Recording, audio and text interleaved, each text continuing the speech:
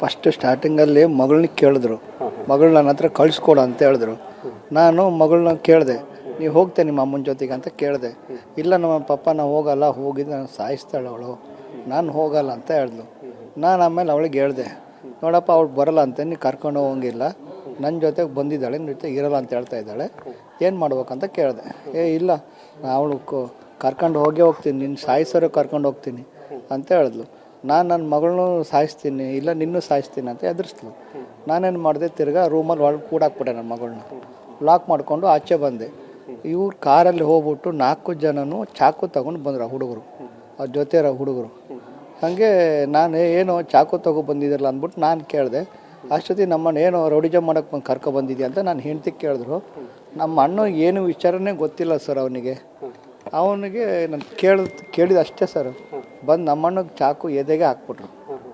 ಅವನು ಅಲ್ಲೇ ಬಿದ್ದುಬಿಟ್ಟ ಸ್ಪಾಟಲ್ಲೇ. ಅವನು ಬಿದ್ದ ಮೇಲೆ ಕಡೆಗೆ ನಾನೇನು ಮಾಡಿದೆ, ಏನು ನೀನು ರೌಡಿಜಮ್ ಮಾಡೋಕ್ಕೆ ಬಂದೀಯ ಅಂತ ನಾನು ಹೆಂಡ್ತಿ ಕೇಳಿದೆ. ಅಷ್ಟೊತ್ತಿಗೆ ನಾನೇನು ಮಾಡಿದೆ, ನಾನು ಮುಂದೆ ಹೋದೆ, ನಮ್ಮಣ್ಣನ ತಪ್ಸಾನ ಅಂತೇಳಿ ನೋಡೋಣ ತಗೊಂಡು ನನಗೆ ಹಾಕ್ಬಿಟ್ರು. ಆಮೇಲೆ ನಾ ಜಾಡ್ಸೋದೆ. ಅಷ್ಟೊತ್ತಿನ ದೊಡ್ಡ ಜೋರ ಗಲಾಟೆ ಆಯ್ತಲ್ಲ, ಅಕ್ಕಪಕ್ಕ ಮನೆಯೆಲ್ಲ ಬಂದರು. ಕುಮಾರ್ ಅಂತ ಇನ್ನೊಬ್ಬ ಹುಡುಗ ಬಂದ. ಅವನು ಬಂದಮೇಲೆ ಅವನಿಗೂ ಚುಚ್ಚಿಬಿಟ್ರು. ಅವನು ಯಾಕ್ರೋ ಚಾಕು ಅಲ್ಲಿ ತೆಗೆದಿದ್ರಲ್ಲ ನೀವು ಅಂತೇಳಿ ಅಷ್ಟೇ ಕೇಳಿದ್ದು, ಅವನಿಗೂ ಚುಚ್ಚಿಬಿಟ್ರು. ಅವನು ಚುಚ್ಚುತ್ತ ಅವ್ರು 3 ಜನ ಸರ್ ಚಾಕು ಹಿಡ್ಕೊಂಡಿದ್ದು, ನಮ್ಮ ಕೈಯಲ್ಲಿ ಏನೂ ಇಲ್ಲ, ಹಾಗೆ ನಾವು ಇದ್ದಿದ್ದೀವಿ. ತಿರ್ಗಾ ಅವನಿಗೂ ಚುಚ್ಚಿಬಿಟ್ರು. ಅವನಿಗೂ 2 ಕಡೆ ಚುಚ್ಚಿದ್ರು. 2 ಕಡೆ ಚುಚ್ಚು ಅವನು ಬಿದ್ದುಬಿಟ್ಟ ಕೆಳಗಡೆ. ಕಡೆಗೆ ಜನ ಎಲ್ಲ, ಊರಿನ ಜನ ಎಲ್ಲ ಒಟ್ಟಾಗಿ ಅವನು ಹಿಡ್ಕೊಂಡು ನಮ್ಮ ಮನೆಯವ್ರನ್ನ, ಇವರೆಲ್ಲ ಓಡೋದ್ರು. ಈಗ ಈ ಪ್ಲಾನ್ ಅವರು ಪ್ರೀ ಪ್ಲಾನ್ ಆಗಿ ಮಾಡ್ಕೊಂಡೇ ಬಂದಿರ್ತಾರೆ. ಯಾಕಂದರೆ ಸರ್ ಈಗ ಮಾತಾಡ್ಲಿಕ್ಕೆ ಬರೋದಾದರೆ ಸೈಲೆಂಟಾಗಿ ಬಂದು ಮಾತಾಡ್ಕೊಂಡು ಹೋಗ್ತಿದ್ರು. ಅವ್ರು ಚಾಕೋಲ ತಂದಿದ್ದಾರೆ ಅಂದರೆ ಪ್ಲ್ಯಾನ್ ಮಾಡ್ಕೊಂಡೇ ಬಂದಿರ್ತಾರೆ ಅವರು. 3 ತಿಂಗಳಿಂದ ಈ ಪ್ಲಾನ್ ಮಾಡ್ತಾ ಇದ್ರು. ಏನೋ ಇಷ್ಟ ಗೊತ್ತಿಲ್ಲ ಸರ್. ಬಟ್ ನಾನು ಅಷ್ಟು ತಲೆನೇ ಕಟ್ಸ್ಕೊಳಕ್ಕೆ ಹೋಗಿಲ್ಲ ಅವಳ ಬಗ್ಗೆ. ಆ 9 ತಿಂಗಳಾಯ್ತು ನಾನು ಬಿಟ್ಟು ಹೋಗಿ. ಅವಳು ಆಶ್ರಮಿ ಜೀವನದಾಗ ಬದುಕ್ತಾ ಇದ್ಲು. ಹಾಗೆ ಬದುಕಲಿ, ನನ್ನ ಹೆಣ್ಮಕ್ಳು ಇದ್ದಾರಲ್ಲ, ನನ್ನಿಂದ ಹೆಣ್ಮಕ್ಳು ಯಾಕೆ ತೊಂದರೆ, ಅವರವರು ಚೆನ್ನಾಗಿರಲಿ ಮಕ್ಕಳು ಅಂದ್ಬಿಟ್ಟು ನಾನು ಸುಮ್ಮನೆ ಇದ್ದೆ. ಆದರೆ ಮಕ್ಕಳಿಗೆ ಅಲ್ಲಿ ಎಷ್ಟು ಕಷ್ಟ ಆಗ್ತಿತ್ತಂತ ಅವ್ರಿಗೆ ಗೊತ್ತಿತ್ತು, ನನಗೆ ಗೊತ್ತಿಲ್ಲ. ಈಗ ಹೆತ್ತ ಮಗಳನ್ನೇ ಸಾಯಿಸ್ಬೇಕು ಅಂತ ಬಂದಿರೋ ಎಷ್ಟು ಕಟುತನ ಇರ್ಬೋದು? ಅದೇ ಸರ್ ಹೇಳ್ತಾ ಇರೋದು. ಅವಳು ನನ್ನ ಮಗಳು, ಅವಳ ಜೊತೆ ಇವಳು ಮೆಚೂರ್ಡ್ ಆಗಿದ್ದಾಳಲ್ಲ, ಅವಳು ಮಾಡೋ ಆಟಗಾರನ ಇವ್ರು ನೋಡೋಕ್ಕಾಗ್ತಾ ಇಲ್ಲ. ಇವಳಿಗೆ ದೊಡ್ಡವಳಿಗೆ ಗೊತ್ತಾಗತ್ತಲ್ಲ.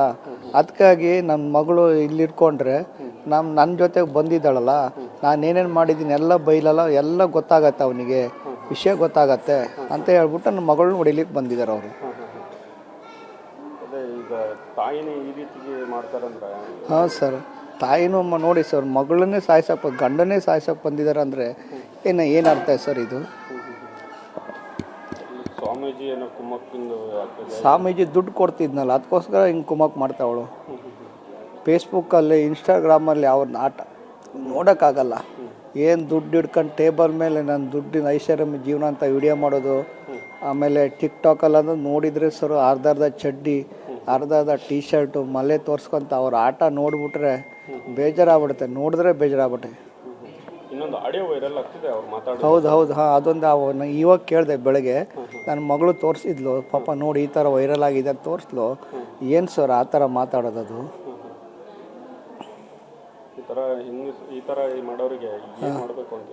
ನನಗೆ ಹೇಳೋದೇನೆಂದರೆ ಸರು, ನನ್ನಿಂದ ನಮ್ಮ ಅಣ್ಣ ಹೋಗಿದ್ದಾನೆ, ನನ್ನ ಸಾಯಿಸಿದ್ರು ನಂಗೆ ಪರವಾಗಿಲ್ಲ, ನಮ್ಮ ಅಣ್ಣನ ಸಾಯಿಸಿದ್ದಾರೆ. ಅವರಿಗೆ ಮಾಡಿದವರಿಗೆ ಕಮಲಾಕರ್ ಹೆಗ್ಡೆ ಅವರಿಗೆ ಕಠಿಣವಾದ ಶಿಕ್ಷೆ ಆಗಲೇಬೇಕು ಸರ್, ಜೀವಾದಿ ಶಿಕ್ಷೆ ಆಗ್ಬೇಕು ಅವರಿಗೆ. ಇನ್ನು ಲೈಫಲ್ಲಿ ಆಚೆ ಬರಲೇಬಾರ್ದವ್ರು. ಅವ್ನು ದುಡ್ಡಿದೆಯೇ ಆಚೆ ಬಂದು ಏನಾದ್ರು ಮಾಡ್ತಾನೆ ಅವನು ಆಚೆ ಬರೋಕ್ಕೆ ಕೊಡಬಾರ್ದು ಅವನ್ನ. ನನ್ನ ಸಂಬಂಧ ನಮ್ಮ ಅಣ್ಣ ಹೋಗಿದ್ದಾನೆ ಪಾಪ. ನಮ್ಮ ಅಣ್ಣಂದು ಏನೂ ತಪ್ಪಿಲ್ಲ, ಏನೂ ಇಲ್ಲ. ಯಾಕೆ ಚಾಕು ತಗೊಬಂದಿರೋ ಅಷ್ಟೇ ಕೇಳಿದ್ದು. ಅಮಾಯಕ ಸರ್ ಅವನು. ಮನೆಯಲ್ಲೂ ಅಷ್ಟೇ, ನಾವು ಅಷ್ಟೇ, ಅವನವರು ಅಷ್ಟೇ. ನಮ್ಮ ಮನೇಲಿ ಗದ್ದೆ ಇಲ್ಲ, ತೋಟ ಇಲ್ಲ, ಕೂಲಿ ಮಾಡ್ಕೊಂಡು ಜೀವನ ಮಾಡೋರು ನಾವು ಸರ್. ನಮಗೆ ಹಿಂಗೆ ಮಾಡಿಬಿಟ್ರಲ್ಲ. ಅವನಿಗೆ 2 ಹೆಣ್ಮಕ್ಳು, ಚಿಕ್ಕವ್ರು 2, ಒಂದಲ್ಲ, ಒಂದು ಹುಡುಗಿ ಒಂದು ಹುಡುಗ, 2 ಮಕ್ಕಳು ಅವನಿಗೆ. ಅವನ ಜೀವನನೂ ಹಾಳು ಮಾಡಿಬಿಟ್ರಲ್ಲ ಸರ್. ಈಗ ಯಾರು ದಿಕ್ಕು ಅವನಿಗೆ ಇವಾಗ? 3 ತಿಂಗಳಿಂದ ನಿನ್ನ ಮಗಳಿಗೆ ನೀನು ಹೋಗಿಲ್ಲ ಅಂದರೆ ನಾನು ವಿಷ ಸಾಯಿಸ್ತೀನಿ ಅಂತ ಹೌದು ತಾಯಿ ಅದೇ ಸರ್, ತನ್ನ ಮಗಳಿಗೆ, ಸ್ವಂತ ಮಗಳಿಗೆ ಯಾರಾದರೂ ಆ ಥರ ಹೇಳ್ತಾರೆ ಹಾಗೆ, ವಿಷಕ್ಕೆ ನಿಮ್ಮ ಅಪ್ಪನ ಜೊತೆ ಹೋಗು, ಇಲ್ಲಾಂದರೆ ವಿಷಕ್ಕೆ ಸಾಯಿಸ್ತೀನಿ ಅಂತ ಹೇಳ್ತಾ ಇದ್ದಾಳೆ. ಯಾಕಂದರೆ ಅವರು ಅಲ್ಲಿ ಆಟಗಳನ್ನೆಲ್ಲ ಆಡಕ್ಕೆ ಬೇಕಲ್ಲ ಮನೆಯಲ್ಲಿ. ಇವಳು ದೊಡ್ಡವಳು ತಿಳಿಯತ್ತೆ, ಗೊತ್ತಾಗತ್ತಲ್ಲ. ಅವಳು ಚಿಕ್ಕಳು ಅಮ್ಮು ಅಂತ ಇದ್ದಾಳೆ, ಅವಳಿಗೆ ಅಷ್ಟು ಗೊತ್ತಾಗಲ್ಲ. ಏನು ಅಷ್ಟೊಂದು ದ್ವೇಷ ಮಗಳ ಮೇಲೆ ಮತ್ತು ನಿಮ್ಮ ಮೇಲೆ? ಯಾಕೆ ಈ ಥರ? ನನ್ನ ಮೇಲೆ ದೋಷ ಅಂದರೆ ಈಗ ಸುಪಾರಿ ಕೊಡು ಅಂತ ಸುಪಾರಿ ಕೊಟ್ಟು ಮಾಡಿದ್ದಾರೆ. ಅದೇ ಸರ್, ಅದೇ ಏನಂತ ಗೊತ್ತಾಗ್ತಾ ಇಲ್ಲ.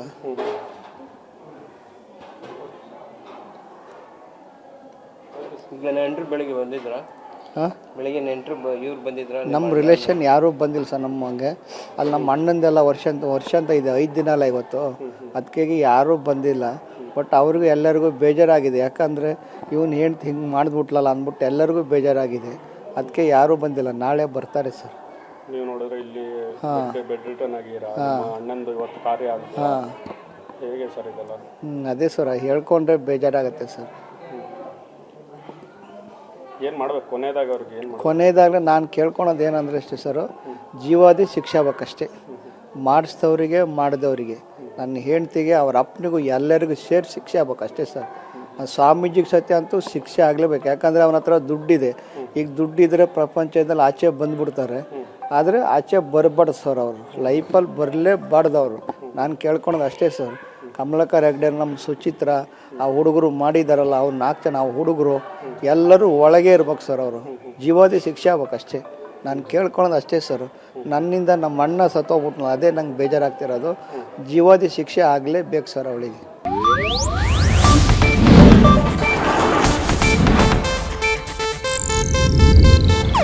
ಇದು ಏಷ್ಯಾನೆಟ್ ನ್ಯೂಸ್ ನೆಟ್ವರ್ಕ್ ಪ್ರಸ್ತುತಿ.